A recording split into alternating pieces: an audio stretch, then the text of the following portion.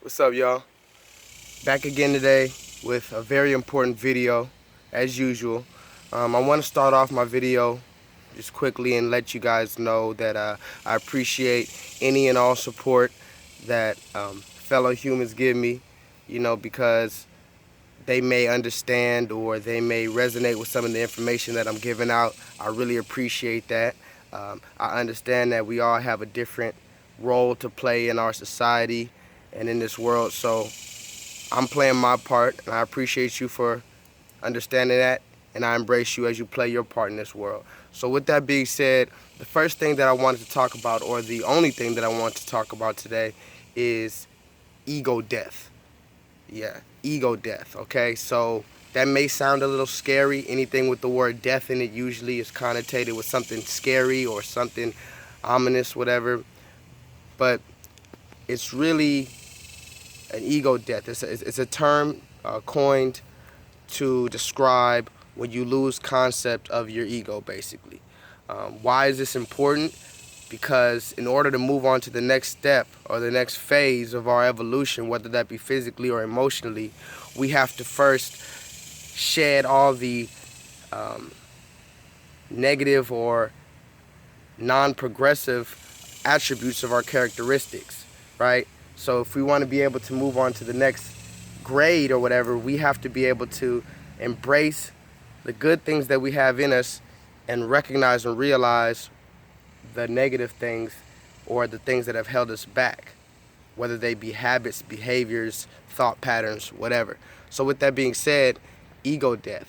What is the ego first? Because as usual, as you know, I like to go to the dictionary to when I talk about these things so that we can all have a universal understanding of what we're tackling here. So when it comes to the ego, there's basically two kinds of ego, or no, there's one kind of ego, but this is what I want to talk about. The ego is basically your concept of your awareness in the midst of your environment. So your self-awareness basically is your ego. Now, many times that's actually necessary to some extent.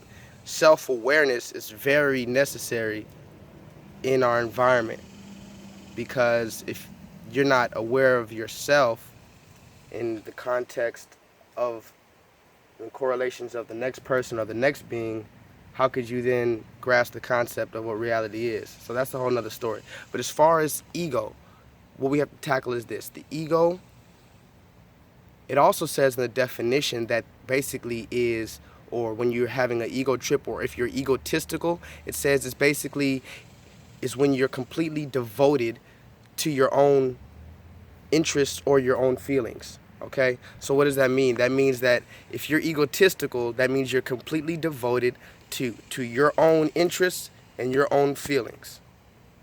So that takes it a step further than just simple awareness of yourself in correlation to anyone or anything else. Now you're taking it a step further and saying, okay, this is me, this is everything else, and now what I want, what me wants, is most important and more important than what everything else around me wants and needs. So my wants and needs become more important than everything else that surrounds me. This is where the issue arises, okay? This is why I'm making this video. Many people are egotistical. I've been it. I'm not going to say many people. I've been egotistical. And this video is to kind of shed a little light on what helped me to shed that, to get rid of that, to the most extent. I mean, like I said, I always will have a sense of self-awareness. So that part of my ego, by the definition, will always be intact. But as far as my complete devotion to my own needs and personal interests, I feel like I've learned how to shed that, right? Now, how? That's the first thing. How did you do this? Personally, me personally, the way that I was able to most drastically shed my ego or experience what many will call the ego death is through the psilocybin in the form of what many call mushrooms. So many people have seen, a couple people have seen my videos or whatever, a couple videos that I've made where I talk about the benefits of psilocybin, uh, THC, and other forms of natural medicines that can help cure us physically and emotionally. Okay, so as far as psilocybin mushrooms, many people are unaware of the benefits of them because of the mystique that surrounds it. And it's really from lack of knowledge, which comes from a lack of experience, a lack of interaction. So I'm not mad at the people who discredit it or have this uninformed delusion of what psilocybin actually does or actually can do for you. But I'm here to explain some of it, right? So if you could just lend me your ear and just be honest and open, this was my experience. Okay, so when I took shrooms, what many call them, when I took a dose of psilocybin, as I like to call it, I've taken it a number of times, so I'll make some videos about my trips. This isn't about my trips, really. It's more about this particular one time. I took them. I took them. The person who had initially given them to me, she was with me. She called me up. She said, "Hey, let's go out or whatever." So I took these, and then another friend came and he was like, "Yeah, let's all go out." So, but mind you, I'm the only one that had ingested the psilocybin. I'm the only one, and they hadn't. You know, they had smoked marijuana, but they hadn't ingested psilocybin. So I was the only one. It was nighttime. We were going out to the social place where you could openly smoke and you could socialize with young peers, like-minded peers, and it was a pretty cool spot. They played hip-hop, and so I took them at home, obviously, pre-gamed. This was before I had really gained a knowledge of really what they were, before I completely respected the attributes of psilocybin, okay? So I took them around maybe, I'll say 9 o'clock p.m. Chopped them up and did my normal process. When I ingested them, about 20 minutes later, 30 minutes later, I started feeling really strange, as normal. I know what the effects were at that point. I had taken them maybe 4 or 5 times prior to that, or maybe 4 times prior to that. And so I knew the effects were coming on. I was able to identify them. And they were coming to pick me up because I was going to be unable to drive, of course, there. So I was going to be a passenger. They were on the way. I started getting a little anxious. My body started feeling a little way. And then they got there, okay? Moving forward, we went to the lounge. We had a nice time. I mean, I started having visual, some would say hallucinations. I started perceiving things differently than I had before. Like magazines seemed to be hieroglyphic or holographic, should I say. It seemed to be moving. And when I showed them to someone else who wasn't looking at, or who wasn't on psilocybin, they just told me, no, this is a stationary picture, it's not moving. But to my perception, it was moving. So these things were definitely kicking in, and I was like, okay, well, this is the limit of it. I'm maxed out here. I'm good. What happened after that was pretty crazy. I got home, and after I got home, obviously they dropped me off. So I'm thinking that it was basically on the downhill as far as what many would call my trip. My effects were basically gone. I thought I would just go home, shake it off, just watch some TV and go to sleep. No, the opposite happened. When I got home is when I felt the most intense effects ever, okay? And this is where the story gets good. So when I get home, mind you, it's at least 2 hours or 3 hours into my trip. It's about 1 a.m., 1:30. I just feel like I pop in a movie. So I pop in a movie. I had bought some movies prior, because I knew I was going to be experiencing. I used to like watch movies during my experience. So I bought some movies, some action movies, some violence movies. I put a movie in, and it was violent, extremely violent. And I'm usually okay with that, but this time it just wasn't okay. It just, something resonated in my core down to my skeletal structure. It was just like, this isn't what I'm supposed to be digesting. And now, mind you, when you say digesting, you were eating it? No. We've been taught that we only digest through our mouth, but in actuality, we digest through our ears, our eyes, our nose. So, we're always digesting information, whether it be physical food, light, whether it be information. So I just didn't want to digest that negative information. It would just really bother me. I put it in another movie. It was supposed to be a comedy, but then it was so vulgar, and it was just, I could tell it was so contrived. It wasn't natural. And every movie that I tried to put in, I didn't like it. It wasn't positive. It wasn't what I call positive. So I turned the movies off, and I felt like I would go to sleep. It was late. I'd go to sleep. I closed my eyes, and at that point is when I just started feeling different. I started, basically, I don't want to go into a long tangent on it because I have a point to make, but I basically felt that night an ego death, which is I felt my connection to everyone and everything else, and additionally I felt their perception. Not only did I feel my connection to them, but I felt their perception of the world and the perception of me. So then it took me to a place where I went case by case at all the negative things that I had done in my life to other people, and I felt like I literally felt them. I felt their pain. I felt the things that I had done to them, and I started crying, and I started physically crying because I felt as if those things had been done to me, and it made it even worse because I know that these are the things that I did to other people. So fast forward, the night was like that. I wouldn't call it what many call it a bad trip. I call it a good trip because it got me to the point where I am now. It got me to realize in the morning when I reevaluated myself, I realized one thing personally.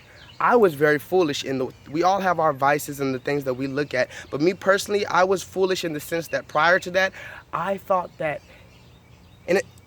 for lack of a better term, I thought I was the center of the universe. I thought that I knew other people existed, but the concept that everyone that I meet has their own life and their own story, and I'm just one character in this person's story, that didn't really equate to me. I couldn't grasp the concept that when you drive past people on the street every single day, every single person you see has their own story, maybe 20, 30 years worth of loss, pain, joy, gratitude, life, and you're just a character in their story. So that realization really hit me because I was living 20-something years and never had thought of that. And so fast forward, I'm just trying to say that sometimes we need to reevaluate, and that's what I call that ego death, because after that point, I never felt the same in the sense that my ego, or what I basically do, how I feel, my awareness and my devotion to my interest was never after that, it was never to the extent that it was. I view everything the same now. Everything to me has a connection. This is why I shoot my videos in nature. This is why you hear animals around me. I have a connection to my sons, my life, everything around me. And I notice that now, and I notice that I'm a part in this cycle. So with that being said, I just want to move forward. That was my personal admittance. Now, I want to kind of further it and give you a story, since you don't really know me. Maybe you've heard of Ebenezer Scrooge in the Christmas story. In that story, Ebenezer Scrooge was a rich man, a very wealthy man, and he was an older gentleman. He had lived his life very wealthy and very prudent, very stern, and he was what many would call mean. He was downright just negative, and he wasn't supportive of anyone else around him except for him. Ebenezer Scrooge, everybody knows it. Some people will call people a Scrooge now. But then when you read the story, he had a night where he was visited by what he called ghosts, 3 ghosts of the Christmas past, present, and future, and they showed him, basically, they took him to show him other people. They showed him how he had affected other people's lives. Because now he's a third-party perspective. They showed him from a third-party perspective what he had done to other people. And then they also showed him how those people's lives would be if he was no longer in the picture, or if he was never in the picture. That realization made even that stern old wealthy, prudent man break down and ask for forgiveness from these entities. And what did he do? The very next day when he arose, because he realized how lucky he was to rise the next day, what did he do? He went and gave basically his fortune out. He gave positive vibration out, because he understood that although he was old, he didn't let the fact that he had made 80 years worth of mistakes, he didn't let that determine what he can do now that he has come into wisdom, or that he has come into true knowledge. Now he has the discernment or the wisdom to be able to do what the right thing is for. So never should we be too old, in other words, or too bold, in other words, or too wealthy, or too content to recognize our mistakes, or to recognize the things that hinder us from progression for humankind and for the world. With that being said, you have to make that realization. You have to have the responsibility to recognize you have the connection with other people then, right? Once you recognize this, that everyone is a story in someone else's book, then you see that there's a connection between all of us, more of an appreciation, okay? So then once you do that, it is also very important to tell you that we should ask for forgiveness. What does that mean? Not from some person in the sky, and not to be considered weak. We should, if we ever come to the point where we recognize a mistake that we have made and realize how it has affected someone else, because again, our tongue can be a sword or a weapon, we should then have the courage and the love and compassion to tell that person that you recognize your mistake and that you apologize if it negatively affected them, right? Furthermore, you should also, when it comes to forgiveness, not only should you ask for forgiveness, but in these times, it's very important to forgive yourself, because many times we do things and we're not able to say sorry to the person. Maybe the person even might have passed, or the person is without our reach, or out of our reach, to where we can't physically tell them we're sorry, but at least at the very least we can say, you know what, I recognize my mistake, and I'm not going to beat myself up over it, or I'm not going to feel dumb about it. I'm going to forgive myself, right? And then after that, what we do is take this feeling of contentment, and just like Ebenezer Scrooge, we transfer it. We transfer it. We call it the positive energy. We transfer that positive energy to the next being who may not yet have experienced what you have experienced, to bring you into that wisdom, right? So lastly, I just want to tell you, with all that being said, it will get you to a point where you're very childlike, in a sense.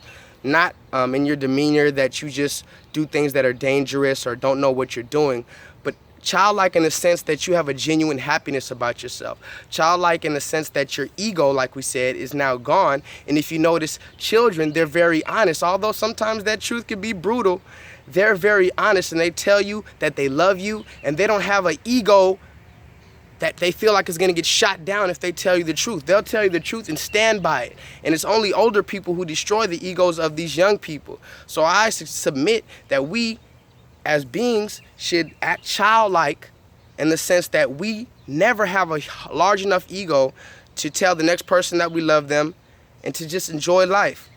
So with that being said, of course, I don't want to take too much of your time. I hope this resonated with you. Again, I'm doing this for righteousness and peace in the midst of a world right now that's giving out just nonsense and just misinformation. I'm doing my part to try to help us progress. I hope you can understand my message. Thank you very much. God bless you, and vibrate higher.